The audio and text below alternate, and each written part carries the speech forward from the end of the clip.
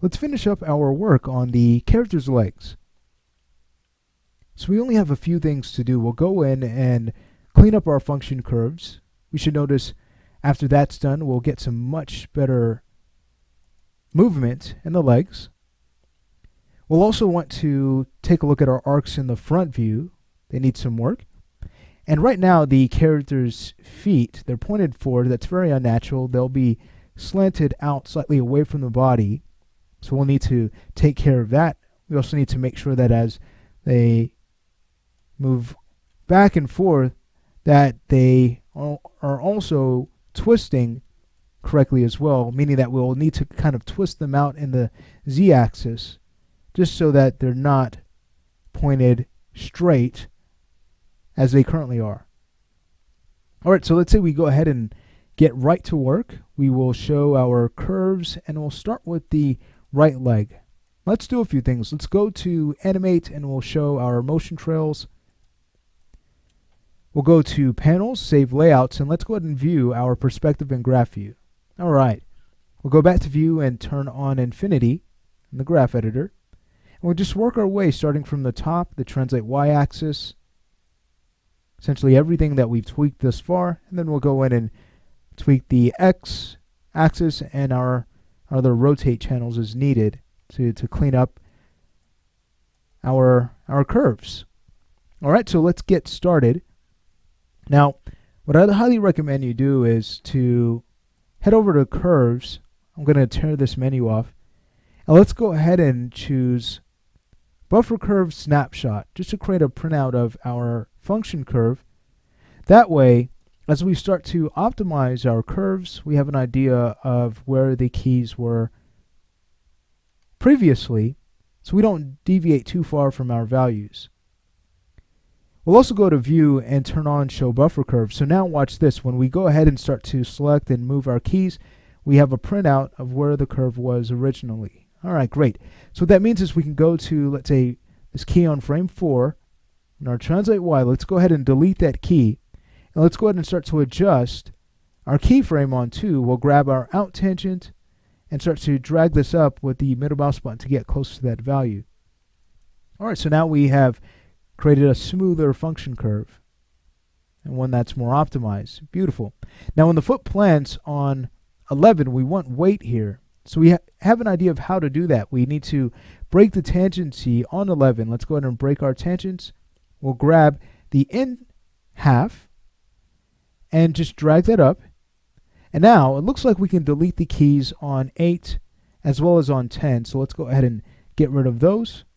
And take a look, we have a much better function curve. Nice and polished. So what we can do then is do the same thing for the opposite leg. We'll go to our translate Y. We can delete this key on 11. We can tweak the tangency on frame 9. Let's go ahead and bring that up. We'll need to adjust the value on 15 and 1 since the value on 8 has changed on the opposite foot. So let's go back to our right controller. We'll go ahead and grab the translate Y channel. We'll go to frame 8. We can see that this value here is at about 29.179. Let's copy that value. We'll go back to our left foot, go to the translate Y. We'll select the keys on 15 as well as on 1. And let's go ahead and paste that value in. Alright, so it changed the F-curve just slightly. Let's go ahead and flatten out our tangents. We'll grab the out tangents of both keys. And we'll start to drag down with the middle mouse button to smooth out our function curve here. Great. Now we could also adjust the keyframe on 4. Remember, that's where the foot plants, and we want some weight here. So let's break our tangency here. We'll drag up the out tangent and get rid of this key on frame 3. Beautiful. Alright, so we're now ready to move back to our right foot. We'll go to the z-axis, press the F key, and again we have a few keys we can clean up. So let's go ahead and get rid of the keyframes on 4 and on 8. I don't think they're needed at all. And notice that smooths out our arc a bit more, which is great.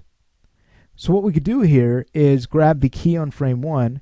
let's grab the out tangent and start to drag that down. If you notice that the opposite side of the tension handle starts to flip out a bit, this is really easy to adjust. Simply go ahead and select the key on 1, flatten out the tangency, and now when you start to adjust it again, no longer you're having that issue. So now we have a much smoother curve to work with.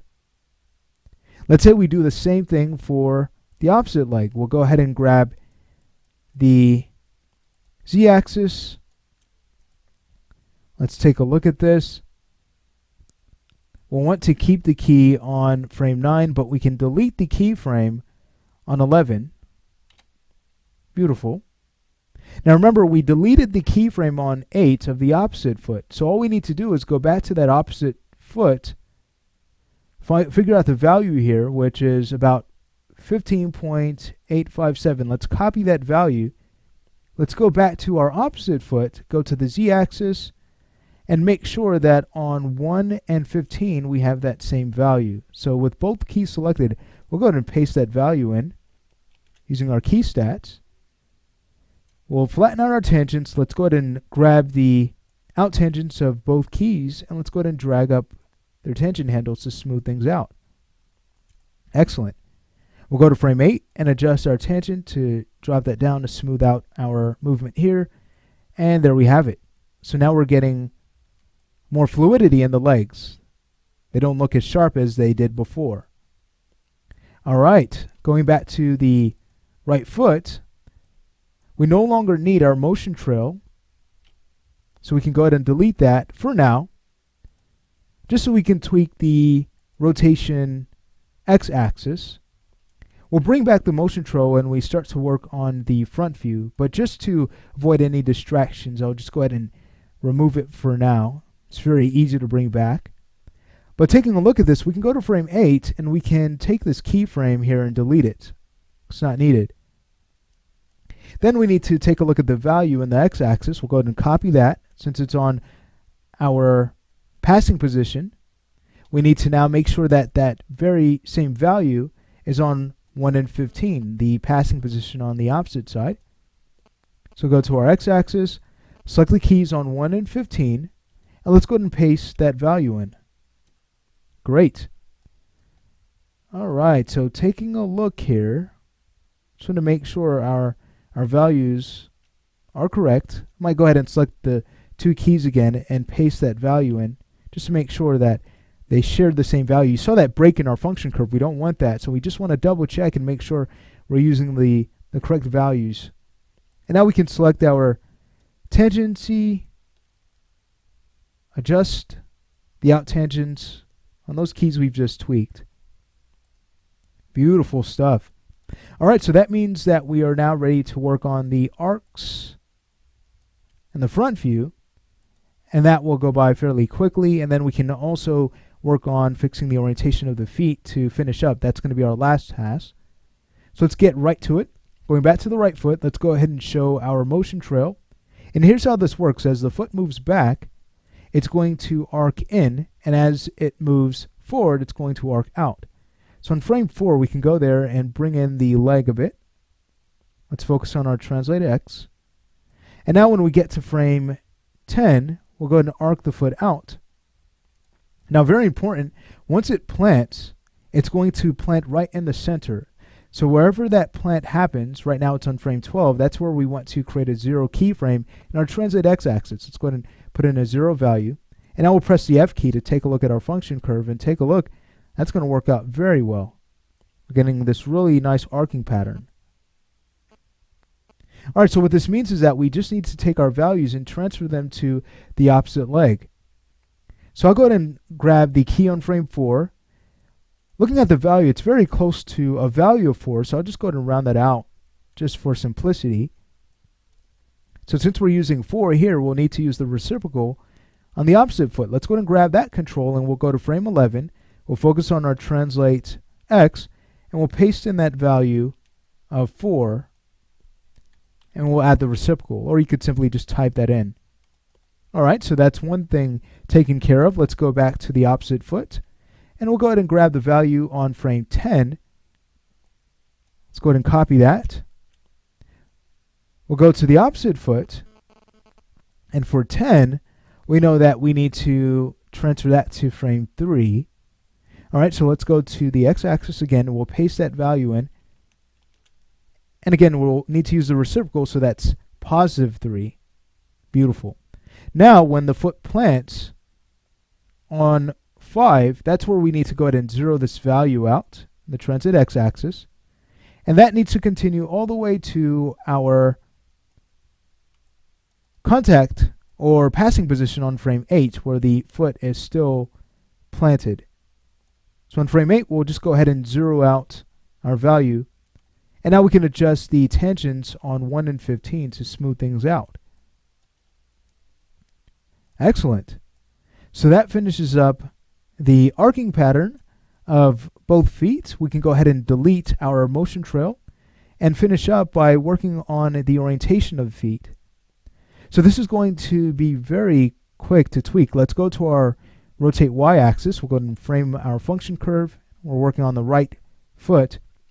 This is very simple. We just need to select the keys on 1 and 15 and just drag down our tangent. I'm just holding down shift and dragging with the middle mouse button. That way the foot arcs out a bit. Great. And that's it for the rotate y. So for the rotate z, we'll need to actually add a bit more rotation here. Before we get to that, however, let's take the value here that we have determined for the rotate y. And again, we can round this out to about -11. It's close enough to that. And we'll go ahead and use that value for the opposite foot. So I'll go to the rotate y, grab our keys here, put in that value of -11. You can see that that's actually going to cause the foot to point inward. So to fix this, it's very simple. We just need to use the reciprocal here. So once we do that, now the foot points in the right direction. Very exciting. All right, so that means we just have one more axis to tweak. Let's get to it. That's the z-axis. So go back to the right foot, frame up our function curve, and take a look. So once the foot starts to move back, naturally we'll want the foot to point towards the center of the body in the z-axis. So we'll go to our z channel, and let's go ahead and just point that a little bit more to the character center. We can use about a value of 7 since it's close enough to that. Great. And now, as the foot moves forward, just before the plant happens, on about frame 11, we're going to want to curve the foot out here. Let's go ahead and press the F key to take a look at our function curve. You should notice that we have a smooth arc here. If not, you just want to adjust your tangency to smooth this out a bit more. All right, great. Now, we have a bit of an issue on frame 7 in that the foot gets really close to the opposite leg. So no worries, we just need to go to our z-axis and have that point away just a little bit more. And we're good to go here. Now when the foot plants, which happens on frame 12, we'll just go ahead and zero out our z-axis. Okay, so this is going to be very fast to transfer over. We'll go to frame 6. We'll copy our z value. We'll go to the opposite foot, and instead of 6, we'll need to use frame 13. If we were to paste that value in, you'll see that the foot is pointed in the opposite direction, so we know we need to use the reciprocal then. All right, really straightforward. We'll go back to the opposite foot. Let's take the key on frame 7, which is at about negative 0.53. If you like, you can round that out to -1. So we know that the key on frame 4 will need to be at +1. All right, excellent. Going back to the opposite foot, going to the z-axis, let's go ahead and take a look at 15, which is at a value of 0. Let's go back to the opposite foot. And on frame 8, the foot needs to be at a value of 0. All right, so it plants. Let's go back to the right foot. So you get the idea here. We next get to the position of the foot on frame 11, which is going to be frame 4 on the opposite foot. Let's copy that value of about 11. We'll go to frame 4, and let's take a look here. We'll go ahead and paste in our value and put in the reciprocal, which is negative 11. Beautiful. And now when we get to frame 5, that's where the foot plants, so we'll go ahead and zero that value out. Excellent. So now it's just a matter of cleaning up our function curve here. Beautiful stuff. So take a look. The feet should be good to go. Let's play this back. And I'll go ahead and knock off the last frame here. Take a look. That's really exciting. So we're getting some very smooth results in the legs now. Should be very pleased with our run cycle. So what you'd want to do is just check to make sure that the feet are not sliding when they move back. So we've already checked the z-axis. We can go in and check our x-axis, and that looks good on the left side. And on the right side, let's take a look. The feet plant. Again, they are not sliding, so that's good stuff. So that means that our legs are finished. In the next lesson, we're ready to move to the character's upper body.